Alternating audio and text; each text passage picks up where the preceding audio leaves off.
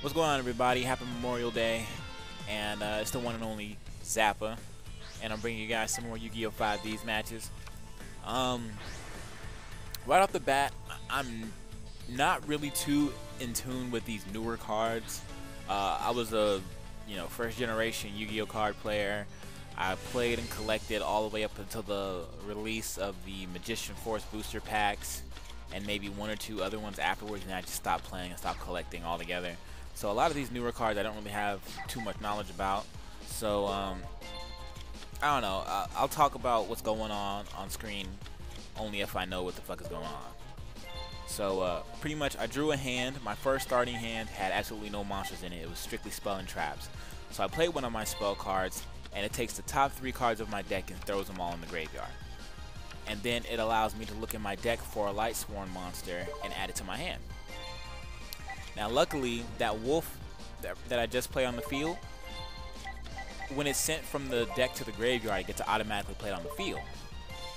So that's one monster right there. Plus the card I got from my deck into my hand with the effect of the spell card, I got to play that also.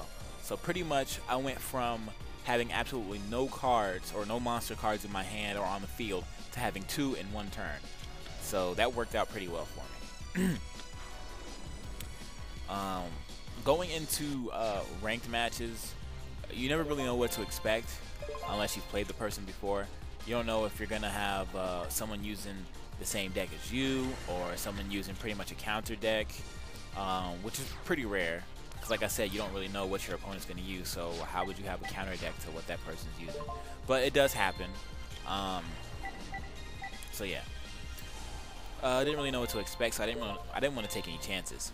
So I flipped up my Lightsworn Hunter, activated its effect. I get to destroy 1 card on my opponent's side of the field, which I did, but also at the cost of throwing 3 cards at the top of my deck into the graveyard. So the Lightsworns have a recurring theme to them. They throw cards from your deck immediately into the graveyard, which works beneficially and can also be a hindrance at times, strictly because if you get to a point where you can't draw any more cards from your deck, you lose automatically. So when you're losing Lightsworn monsters, you kind of have to be swift with your movements, as well as thorough. So I've already got this dude opened up. His life points, bam, direct attack with the Lightsworn Beast, or Wolf the Lightsworn Beast.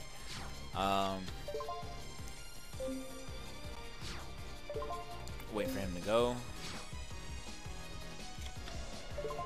And I have an eyelash in my right eye. There we go. So he plays another card face down. Not really liking it, so I activate my trap card. It allows me to add 1 Lightsworn monster from my graveyard and put it on the field. So I choose the Lightsworn Sorceress. And the Lightsworn Sorceress has an effect.